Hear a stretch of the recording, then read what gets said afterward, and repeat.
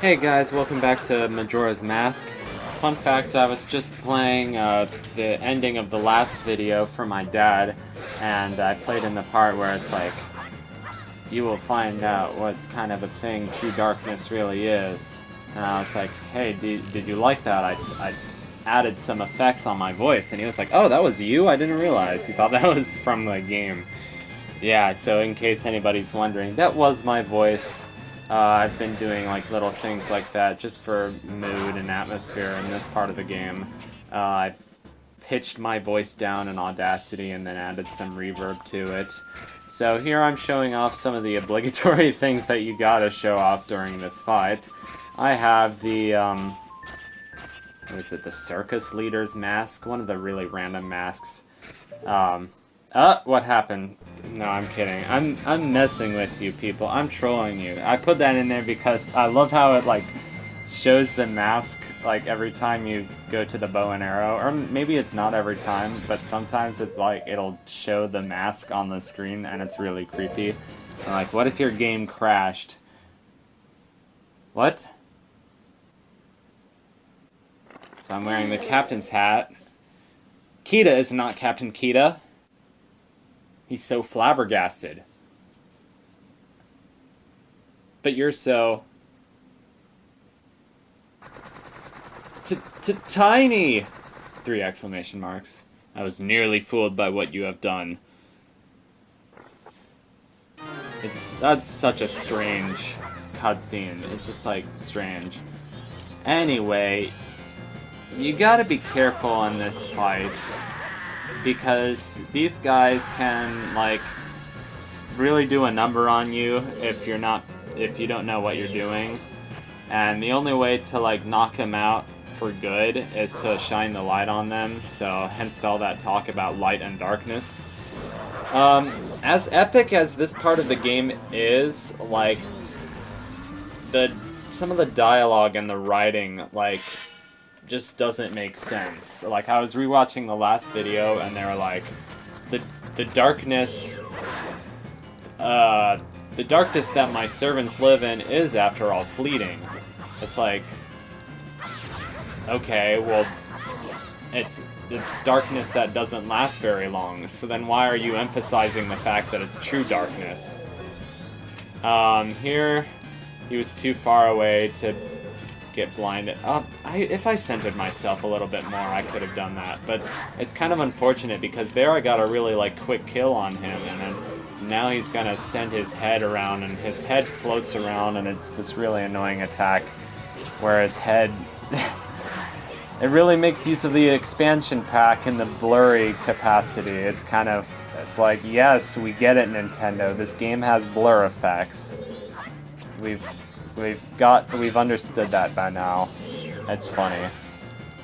And yes, Blinded by the Light is the name of that movie that is coming out about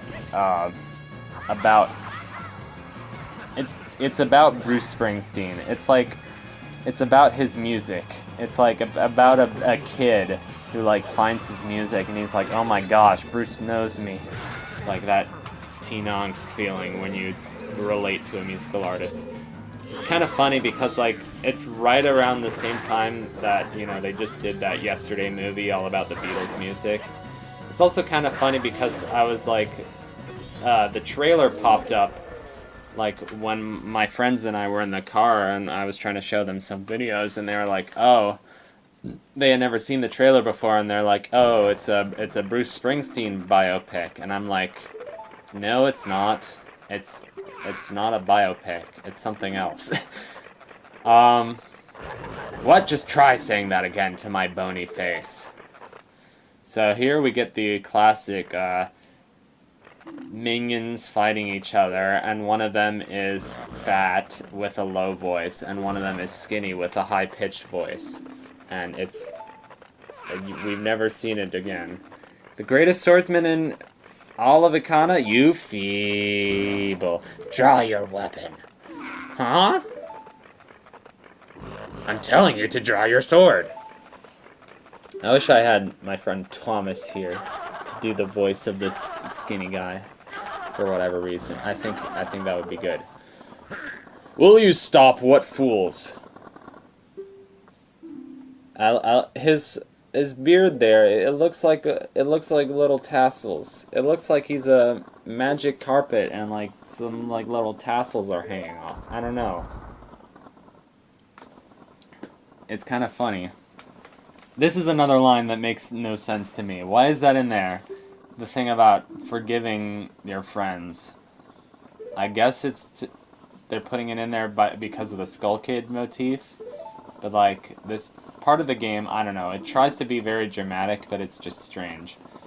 You who bring light into darkness. I'm Igos Duikana. I wonder what language that is. They probably made up a few words to make it sound like it was another language.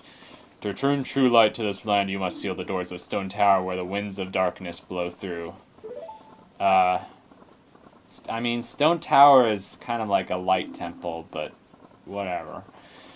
Stone Tower is an impenetrable stronghold. It is far too reckless for one to take on such a challenge. Because it's pretty tall, you gotta admit that it's pretty tall. I grant you a soldier who has no heart, one who will not falter in the darkness. But Stone Tower isn't really that dark. I always liked this cutscene, the one where he's like floating around and jiggling his head. I think it reminds me of anime music because of the sound and the whole fact that it's like, oh, it's a floating head. It's kind of a weird way to make music, but I don't really have any other way to describe why that reminds me of anime music or what it reminds me of. So here's the Elegy of Emptiness.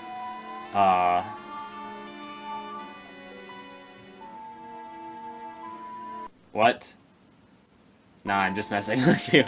I love that. I love that creepy face. I wanted to do something with that. It's a mystical song that allows you to shed a shell. Yes. We have a mask, we have a form for the Deku, the Goron, the Zora.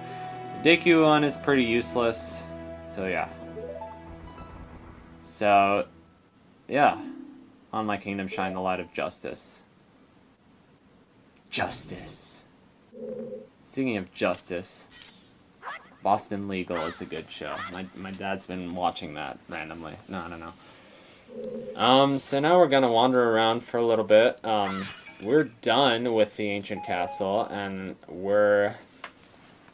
my plan is to kind of finish up as many side quests as I can, and then do the stone tower basically as the very last thing before we go to the moon.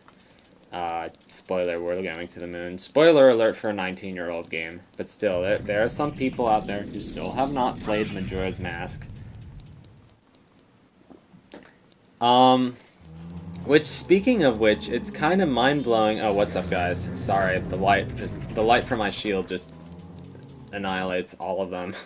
And I don't even have to do anything. Incinerates them. It's literally like a fire.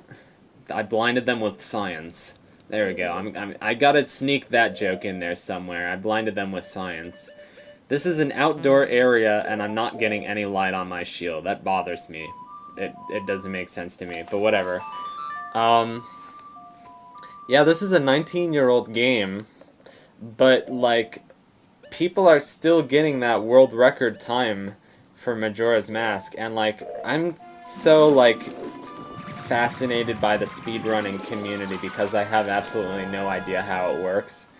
And, like, I have no idea why anybody would want to spend, like, hours of their life just learning, like, these frame-perfect tricks to do on a video game so that they could, like, get a world record time for it. But hey, I guess it's kind of like a sport. I don't know, but it makes me really happy to watch all these different speedruns. And here we're gonna get a blue potion for free. But, yeah, they're learning all these kinds of new tricks for, Majora's Mask, and so we might see a world record for Majora's Mask, like, under an hour, and I'm not sure, it's, like, close, it's gonna be close to an hour and 15. Like, I'm not sure if somebody already has that record, or if that's what the record's getting close to. But this guy, Poke Squidward, did a run, as part of GDQ that I watched recently, and holy cow, like hyper extended super slides, bomb hovering, you name it. He did all the tricks. And then he pulled out his melodica and played the Song of Healing on the melodica during the run, which I appreciated that. So here we're gonna find out what this guy wants. Gonna give him blue potion, you know, some of that blueberry flavored naked juice. Naked juice is the best health smoothie.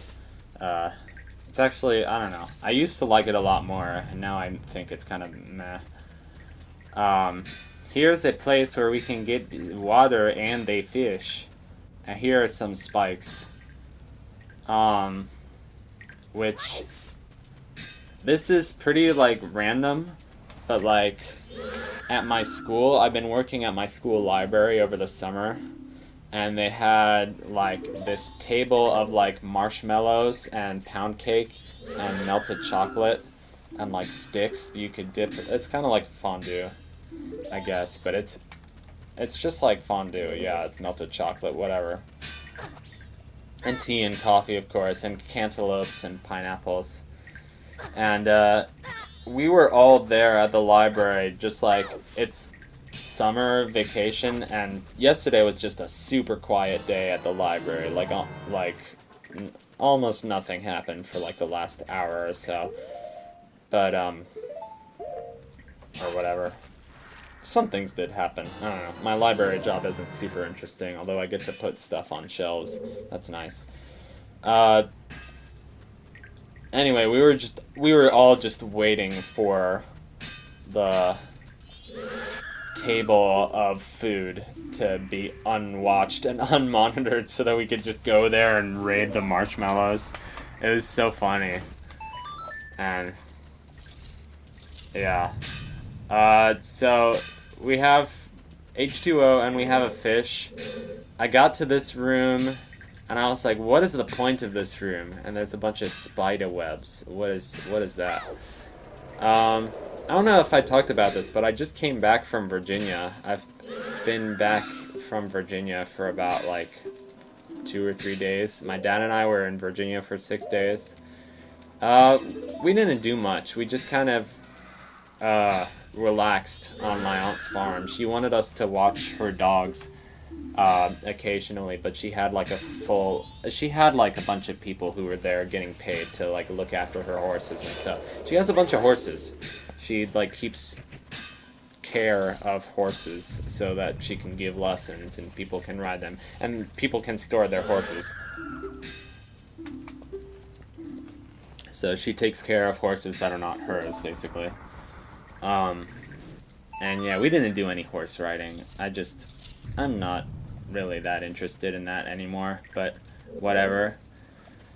Yeah, we had a relaxing time out there. It's where we were out near kind of like the Shenandoah, and there's a lot of interesting Civil War history in that area, and it's some nice scenery. We got to drive around, see a few mountains. It's kind of like some gently rolling hills in that area. That's really the best way to describe it. And now we're done with that, so thank you for watching, and I'll see you in the next episode. Goodbye. King, he westernized Russia during his rule, gave it a newspaper, women's rights, and a school.